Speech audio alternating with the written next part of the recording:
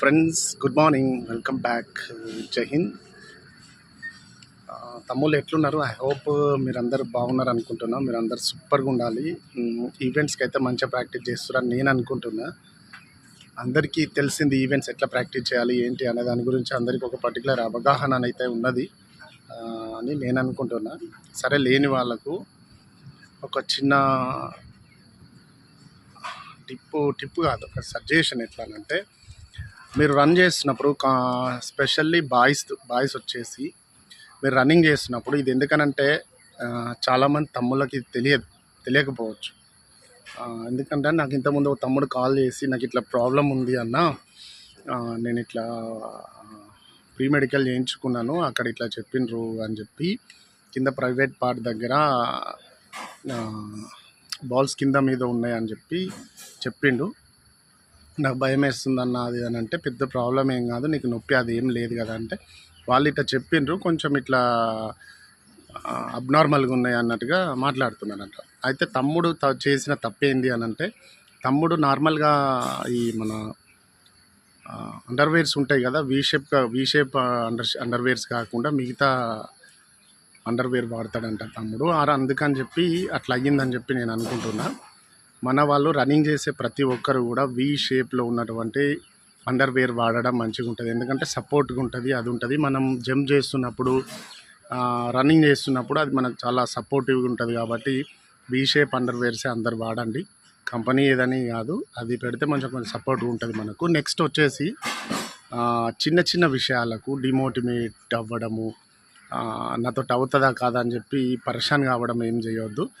అందరితో అవుతుంది రన్నింగ్ అనేది. కంప్లీట్గా అందరి బాడీస్ అనేటివి కూడా యాక్సెప్ట్ చేస్తాయి, దానికి అలవాటు చేయాలంతే.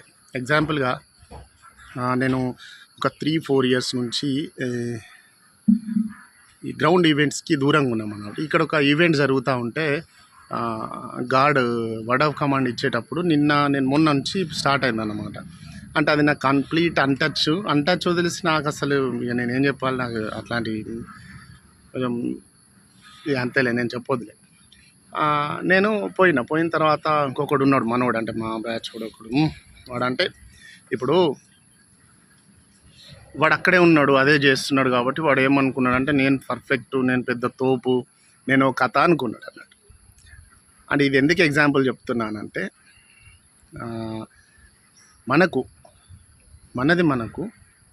మన మీద మనకు నమ్మకం ఉంటే, నేను మొన్న ఒక మోటివేషనల్ క్లాస్ అంటే స్ట్రెస్ రిలీఫ్ క్లాస్ అని చెప్పి ఒకటి మా దాంట్లో అందరికీ సెంట్రల్గా నడిపిస్తారన్నమాట. మధ్యలో సైబర్ క్రైమ్స్కి అవేర్నెస్ చేయడానికి ఇట్లాంటి స్ట్రెస్ రిలీఫ్ క్లాసెస్ అని చెప్పి పెడతా ఉంటారు. దాంట్లో ఒక అతను హిందీ, అతనికి యూట్యూబ్ ఛానల్ కూడా ఉంది, ఒక మంచి స్ట్రెస్ కౌన్సిలర్ అనమాట. మంచిగా ఉన్నది ఆయన క్లాస్. ఆయన ఏం చెప్పిండంటే, నీ గురించి నీకు తెలిసినంత గొప్పగా ఇంకెవ్వరు చెప్పలేరు. నీ గురించి నీకు మాత్రమే తెలుసు. నీకేమొచ్చు ఏం రాదన్నది నువ్వే డిసైడ్ చేసుకోవాలి. నువ్వు ఏం పని చేయాలన్నది, ఏ వర్క్లో పోవాలి, ఏ రూట్లో నువ్వు పోవాలి, జాబా బిజినెసా, లేకపోతే ఆ బిజినెస్ చేస్తే ఎట్లాంటిది, జాబ్ చేస్తే ఎట్లాంటిది అనేది నీకే తెలుస్తుంది. నిన్ను నువ్వు ఐడెంటిఫై చేసుకున్న తర్వాత బయటకు వచ్చేసి చేయాల్సి ఉంటుంది. కానీ లేనిదాన్ని ఉన్నట్టు, ఉన్నదాన్ని లేనట్టుగా ఊహించుకొని ఇంకో దాంట్లో అంటే నచ్చని జాబ్ చేసుకుంటూ స్ట్రెస్కు గురయ్యే బదులు నీకు నచ్చిన పనిలోనే హ్యాపీనెస్ని ఎత్తుక్కోవడం బెటర్ అనే విషయాన్ని చెప్పిండు అనమాట. దాంట్లో ఏం చెప్పిండంటే, ఒకటి దాని సారాంశం వచ్చేసి, నీ గురించి నీకు తెలిసినంత గొప్పగా ఇంకెవ్వరికి తెలియదు అని చెప్పి. అట్లా ఇది ఎందుకు చెప్తున్నానంటే, ఇక్కడ నేను గాడి దగ్గర వదిలేసిన కదా, వర్డ్ ఆఫ్ కమాండ్ ఇచ్చేటప్పుడు అది నేను కంప్లీట్ అన్టచ్ కాబట్టి నేను అంటే మర్చిపోయినట్టు అయింది. మర్చిపోలే కానీ కొంచెం ఫస్ట్ రోజు కొంచెం ఇట్లా కింది మీద అయింది అన్నట్టు. అన్న తర్వాత వాడు నాకు ఇక అట్లా అయితే కష్టము, ఇట్లా అయితే కష్టం అన్నాడు. నిన్న వాళ్ళు లేడు, వేరే అక్కడికి వెళ్ళిపోయి వాళ్ళు వచ్చాడు. నేను వర్డ్ ఆఫ్ కమాండ్ ఇస్తే నిజం చెప్తాను, పక్కనున్న కొండల దగ్గర నుంచి ధ్వని రావాలి, అట్లా ఇచ్చిన మళ్ళీ జమ్మని చెప్పి, అబ్బా ఎక్కడ దాచిపెట్టినావు ఇదంతా అన్నాడు. ప్రామిస్ చెప్తాను, ఎక్కడ దాచిపెట్టినావు బాయ్, నిన్న ఎక్కడ దాచిపెట్టినావు తిన్నానని. నాకు తెలుసురా బాయ్, నాకు తెలుసు అది నేను ఏం చేయగలను.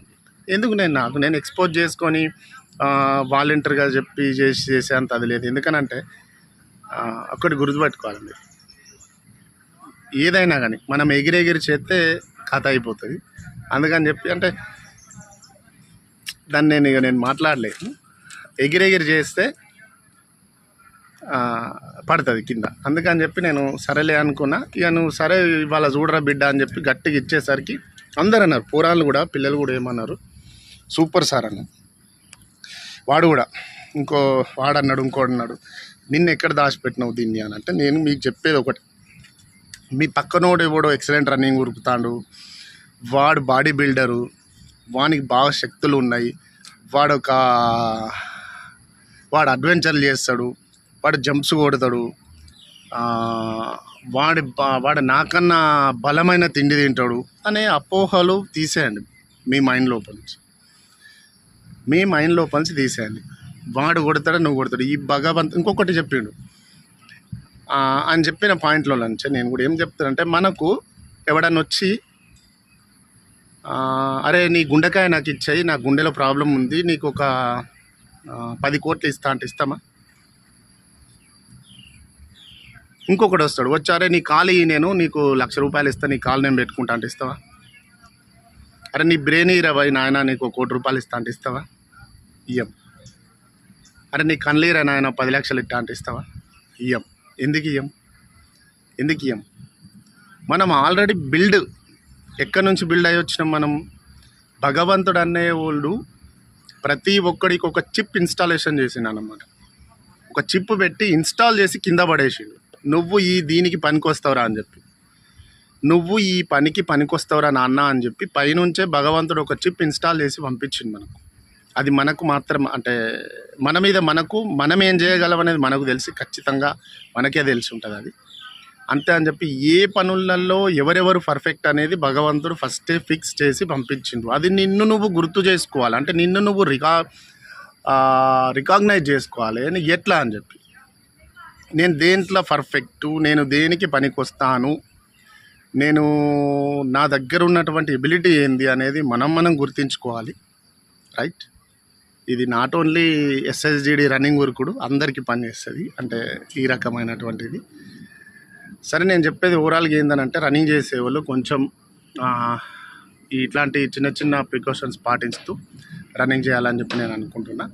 నేను చెప్తున్నా, అనుకోవడం కాదు. దాన్ని కొంచెం మీరు ఫాలో చేయండి.